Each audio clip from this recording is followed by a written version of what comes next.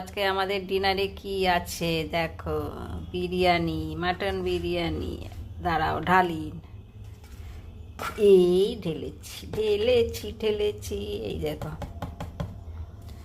আজকে বরমশাই বললো মাটন বিরিয়ানি খাবো।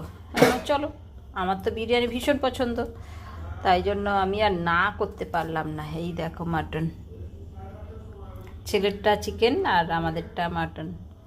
আর সঙ্গে কি আছে এই দেখো, কাঁচা লঙ্কা। চলো এবার আমার বরমশাইকে দিয়ে আসি খেতে। একটুখানি সঙ্গে নুন নিতে হবে, তারাও নুন না হলে ঠিক ঝাল নুন না হলে ঠিক মজাটা আসে না।